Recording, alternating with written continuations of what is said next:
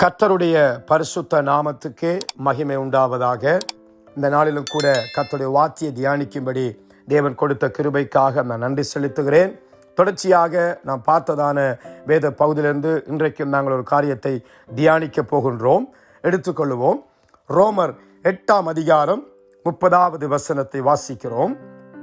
எவர்களை முன்குறித்தாரோ அவர்களை அழைத்தும் இருக்கிறார், எவர்களை அழைத்தாரோ அவர்களை நீதிமான்களாக்கியும் இருக்கிறார், எவர்களை நீதிமான்களாக்கினாரோ அவர்களை மகிமைப்படுத்தியும் இருக்கிறார்.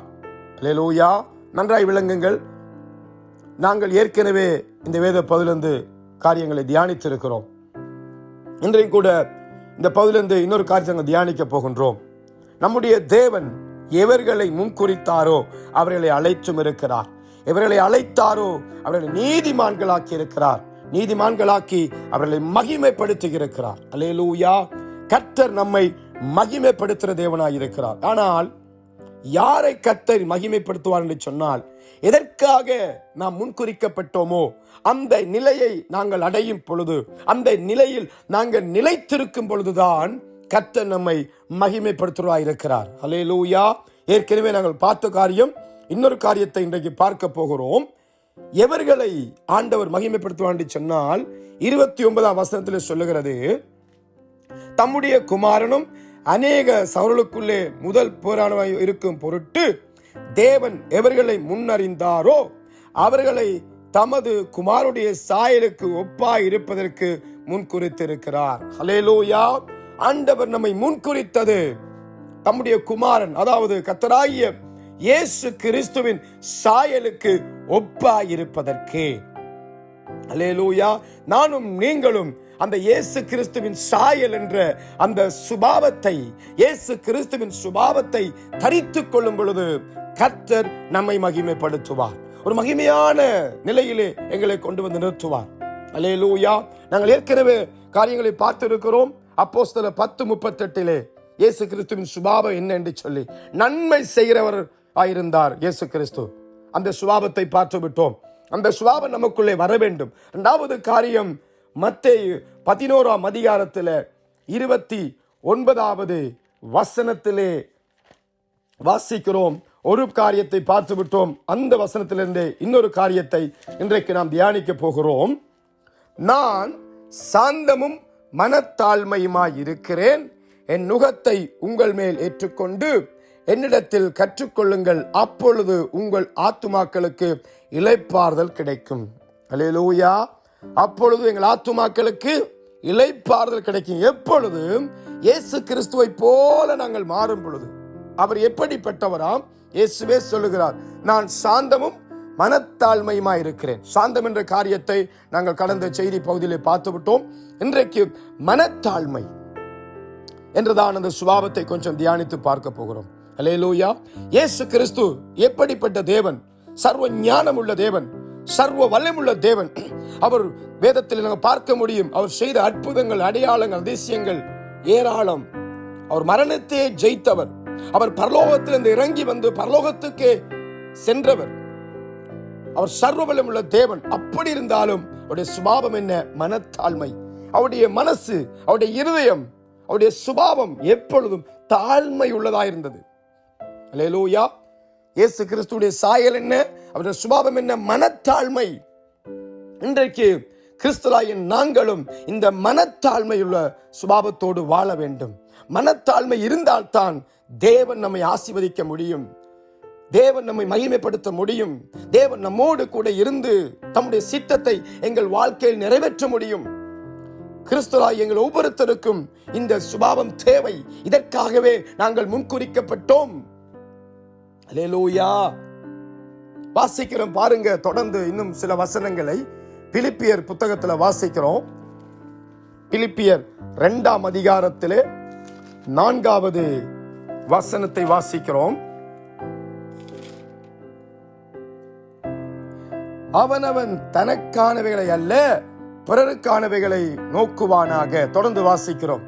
கிறிஸ்து இயேசுவில் இந்த சிந்தையே உங்களில் இருக்க கடவது, அவர் தேவனுடைய ரூபமாயிருந்தும் தேவனுக்கு சமமாய் இருப்பதை கொள்ளையாடின பொருளாக எண்ணாமல் தம்மை தாமே வெறுமையாக்கி அடிமையின் ரூபம் எடுத்து மனுஷ சாயலானார். அவர் மனுஷ ரூபமாய் காணப்பட்டு மரண பரியந்தம், அதாவது சிலுவையின் மரண பரியந்தமும் கீழ்ப்படிந்தவராகி தம்மை தாமே தாழ்த்தினார். அல்லேலூயா. 9ஆம் வசனம் சொல்கிறது, ஆதலால் தேவன் எல்லாவற்றுக்கும் மேலாக அவரை உயர்த்தினார். நல்லா கவனியுங்கள், இயேசு கிறிஸ்து எப்படிப்பட்டவர்? இங்கே சொல்லப்படுகிறது, அவர் தேவனுடைய ரூபமாயிருந்தும் தேவனுக்கு சமமாயிருப்பதை கொள்ளையாடின பொருளாய் எண்ணாமல். இப்படிப்பட்ட இயேசு கிறிஸ்து தம்மை தாமே தாழ்த்துகிறார். எதுவரைக்கும்? மரண பரியந்தம் தன்னை தாழ்த்துகிறார்.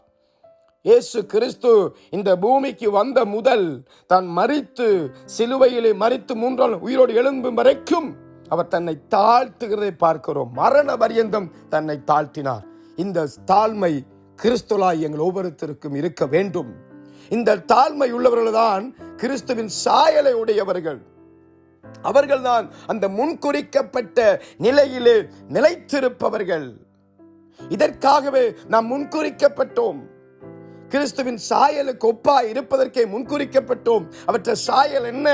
நன்மை செய்கிற சாயல், சாந்தம் உள்ள சாயல், மனத்தாழ்மை உள்ள சாயல். இந்த மனத்தாழ்மை மரண பரியந்தம் நாங்கள் இந்த பூமியிலே வாழும் வரைக்கும் இந்த தாழ்மை வேண்டும். எப்பொழுதும் எந்த சூழ்நிலையிலும் யார் மத்தியிலும் நாங்கள் மனத்தாழ்மை உள்ளவர்களாய் காணப்பட வேண்டும். இதுதான் இயேசு கிறிஸ்துவுடைய சுபாவம், சாயல். அல்லேலூயா. வாசிக்கிறோம், தாழ்மை உள்ளவருக்கு கர்த்தர் என்ன செய்யறான்னு சொன்னால், மத்தேயு புத்தகத்திலேயே 23ஆம் அதிகாரத்தில் 12ஆம் வசனத்தை நாங்கள் வாசிக்கிறோம். தன்னை உயர்த்துகிறவன் தாழ்த்தப்படுவான், தன்னை தாழ்த்துகிறவன் உயர்த்தப்படுவான். அல்லேலூயா. தன்னை உயர்த்துகிறவனோ என்ன செய்வானாம்? தாழ்த்தப்படுவான். ஆனால் தன்னை தாழ்த்துகிறவன் உயர்த்தப்படுவான். தேவன் உயர்த்துவார். ஒரு மனிதனை தேவன் உயர்த்த வேண்டும் என்று சொன்னால் அந்த மனிதனுக்குள்ளே தாழ்மை இருக்க வேண்டும். ஆண்டவர் சமூகத்தில் ஒரு உயர்வான ஒரு நிலையை நீங்கள் பெற வேண்டும் என்று சொல்லி காத்திருக்கிறீர்களா? உங்களுக்குள்ளே தாழ்மை இருந்தால் மாத்திரம்தான் தேவன் உங்களை உயர்த்த முடியும். அல்லேலூயா. நீங்கள் உங்கள் குடும்பங்கள் ஒரு உயர்ந்த நிலையிலே, ஒரு ஆசீர்வாதமான நிலையிலே நீங்கள் நிலை பெற்றிருக்க வேண்டும் என்று சொன்னால் உங்களுக்குள்ளே தேவையான சுபாவம் தாழ்மை. தாழ்மை இருந்தால் கர்த்தர் உங்களை உயர்த்துவார். அந்த மகிமையை அடைவீர்கள். அல்லேலூயா. வாசிக்கிறேன் பாருங்க இன்னொரு வசனத்தை. சங்கீதத்திலே, சங்கீதம் 138வது அதிகாரத்திலே 6வது வசனத்தை வாசிக்கிறோம். கர்த்தர் உயர்ந்தவராயிருந்தும் தாழ்மை உள்ளவனை, கர்த்தர் உயர்ந்தவராயிருந்தும் தாழ்மை உள்ளவனை நோக்கி பார்க்கிறார், மேட்டுமை ஆனவனையோ தூரத்திலிருந்து அறிகிறார். நல்லா கவனிங்க, மேட்டுமை ஆனவன் எங்க இருக்கிற ஆண்டவர்? தூர போயிடுவார், கிட்ட வர மாட்டார். எவ்வளவுதான் கதறினாலும், எவ்வளவுதான் அழுதாலும், எவ்வளவுதான் புலம்பினாலும் மேட்டிமை இருக்கிறவனை தூரத்திலிருந்து தான் பார்ப்பாரு, கிட்ட வர மாட்டு. அதுவே தாழ்மை உள்ளவர்களை கர்த்தர் நோக்கி பார்க்கிறார். அல்லேலூயா. கர்த்தர் நோக்கி பார்க்கிறார். என்ன நோக்கி பார்க்கிறாரு? என்ன செய்ய வேண்டும், எப்படிப்பட்ட நிலையில் இருக்கிறான், எதற்காக என்னை தேடுகிறான், அவனுக்கு என்ன இப்ப தேவை இருக்கு என்பதை கர்த்தர் ஆசீர்வதிக்கும்படி நோக்கி பார்க்கிறார். அல்லேலூயா. ஆகையினாலே இந்த சாயல் நமக்கு ரொம்ப அவசியமுங்க. இதுதான் இயேசு கிறிஸ்துவின் சாயல் என்று வேதத்திலே வாசிக்கிறோம். அல்லேலூயா. சாயல் என்றால் சுபாவம். இந்த சுபாவம் தான் இயேசு கிறிஸ்துவின் சுபாவம்.